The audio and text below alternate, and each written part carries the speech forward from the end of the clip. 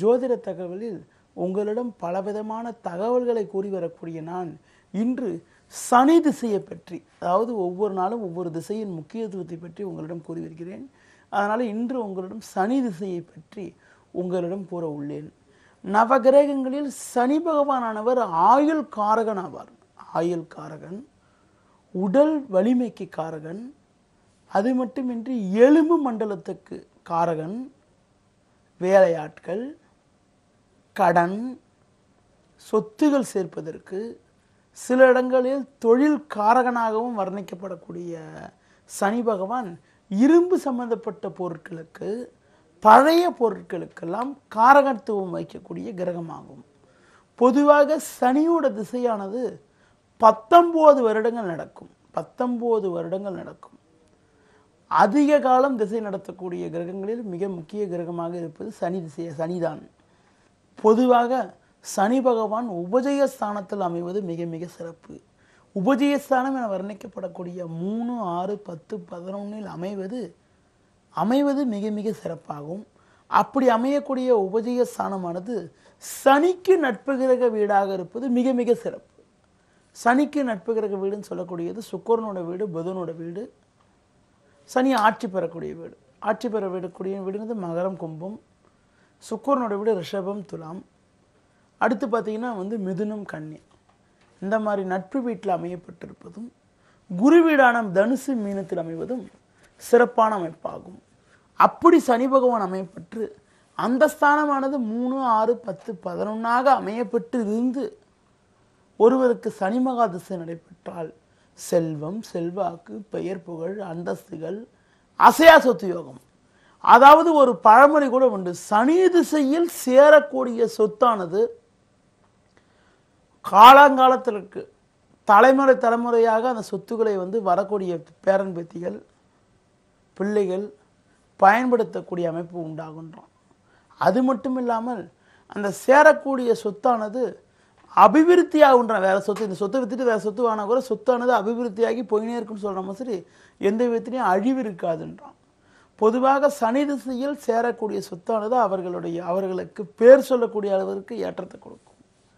சனி பகவான் ஒருவர் ஜாதகத்தில் பலமாக அமையப்பெற்று சனி திசை நடைபெற்றால் நல்ல ஆரோக்கியங்கள், ஏற்றங்கள், உயர்வுகள், நல்ல முன்னேற்றங்கள், நிறைய சொத்துகள் சேரக்கூடிய அமைப்பு, அசையா சொத்துகள் சேரக்கூடிய ஒரு உன்னத நிலை.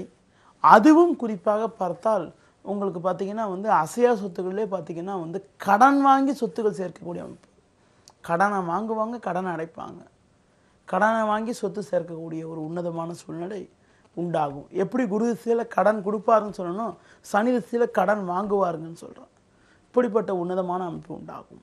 சனி பகவான் பலமாக அமையப்பட்டு சனி திசை நடைபெற்றால் பழைய பொருட்களால் அனுகூலங்கள், பழைய பொருட்கள், வண்டி வாகனங்கள், இரும்பு சம்பந்தப்பட்ட வண்டி வாகனங்கள், இரும்பு பொருட்கள், உலோகங்கள், அது மட்டுமின்றி மிஷின் சொல்கிறாங்கல்ல, தொழிற்சாலை செய்யக்கூடிய அமைப்பு, வேலையாட்களை வைத்து தொழில் செய்யக்கூடிய ஒரு உன்னத அமைப்பு, வேலையாட்கள் விசுவாசமாக இருக்கக்கூடிய அமைப்பு, வேலையாட்கள் மூலமாக அனுகூலங்கள் ஏற்படக்கூடிய ஒரு உன்னத அமைப்பு என எல்லா வகையிலும் அனுகூலங்கள் ஏற்படும். அது மட்டும் இல்லாமல் சமுதாயத்தில் ஒரு மறக்க முடியாத புகழ், மக்கள் செல்வாக்கு ஏற்படக்கூடிய அமைப்பும் உண்டாகும். ஆனால் சனி பகவான் சாதகமற்று அமையப்பட்டிருந்தால், ஒரு ஜாதகத்தில் பலகீனமாக அமையப்பட்டிருந்தால், நீச்சம் பெற்றோ, பகை பெற்றோ, சூரியன் வீடான சிம்மத்தில் அமையப்பட்டிருந்தால் தேவையில்லாத பிரச்சனைகள், உடம்பு ஆரோக்கிய பாதிப்புகள், கடன்கள் வாங்கி அந்த கடன்களை அடைக்க முடியாத ஒரு அவலநிலை என பல வகையில் சிக்கல்கள் உண்டாகும். அதுவும் குறிப்பாக சனி பகவான், செவ்வாய், ராகு போன்ற கிரக சேர்க்கைப்பட்டு சனி திசை நடைபெற்றாலும், சனி புக்திகள் நடைபெற்றாலும், சனியோட புக்தியோ சனியோட திசையோ நடைபெற்றாலும், செவ்வாய் திசையில் சனி புத்தியோ, சனி ராகு சேர்ந்து 8ல் இருந்தோ 8ஆம் அதிபதியுடைய சேர்க்கை பெற்றோ அந்த மாதிரி அமைப்பு இருந்து சனி திசை நடைபெற்றால் உடலில் ஊனங்கள் கூட ஏற்படுன்றான். உடல் ஊனங்கள், உடல் ரீதியாக ஆரோக்கிய பாதிப்புகள், அதாவது உடல் ஊனத்திற்கு, அது உடலில் ஏதாவது ஒரு உறுப்புகளை இழப்பதற்கு சனிதான் காரகனாவார். உடல் உறுப்புகளை இழப்பதற்கு சனி காரகன் என்ற காரணத்தினால் சனியோடைய சாதகமற்ற தசாபுத்தி காலங்களில் ஒருவருக்கு ஏதாவது ஒரு விபத்து மூலமாக கூட உடல் ஏதாவது ஒரு ஆரோக்கியத்தை உடலில் கை காலோ ஏதாவது ஒரு பொருளை இழக்கக்கூடிய ஒரு அவலநிலை கூட ஏற்படலாம்.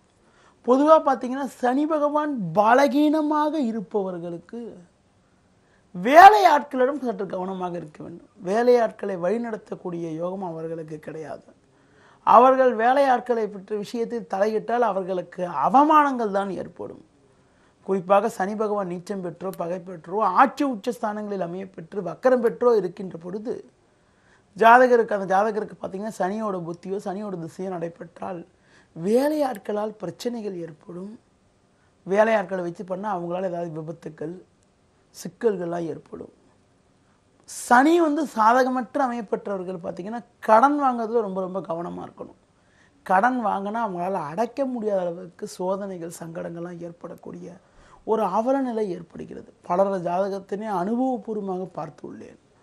அடுத்து பார்த்தீங்கன்னா இந்த மாதிரி சனி சாதகமற்ற ஸ்தானங்கள் அமையப்பட்டு திசை நடைபெற்றால் சாதகமற்ற பலன்கள் ஏற்படும் சொன்னேன். சனியோட புத்தி நடைபெறுகின்ற போது இந்த மாதிரி பலன்கள் சொன்னேன்.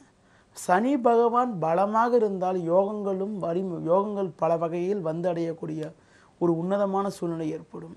சரி, சனி திசை சனி புக்தி நடைபெற்ற என்ன பரிகாரங்கள் செய்யலான்னு பார்த்தீங்கன்னா சனிக்கு உரிய சனி பகவானை வழிபாடு செய்வது, சனி பிடிக்காத தெய்வமான ஆஞ்சநேயரையும் விநாயகரையும் வழிபாடு செய்வது, சனிக்கிழமையில விரதம் இருப்பது, எள் விளக்கு கொண்ட விளக்கை சனி பகவானுக்கு ஏற்றுவது, அடுத்து காக்கைக்கு உணவளிப்பது, உடல் ஊனமுற்றவர்களுக்கு நம்மளால் முடிந்த உதவிகளை செய்வது, அது மட்டுமின்றி கருப்பு நிற பொருட்கள் நீல நிற பொருட்களை உபயோகப்படுத்துவது, நீலக்கல் கொண்ட மோதிரத்தை அணிவது மிக மிக சிறப்பு. இதுவரை சனி திசையை பற்றியும் இன்றைய ராசி பலன் பற்றியும் உங்களிடம் பேசினேன். மீண்டும் நாளை சந்திப்போம். நன்றி, வணக்கம்.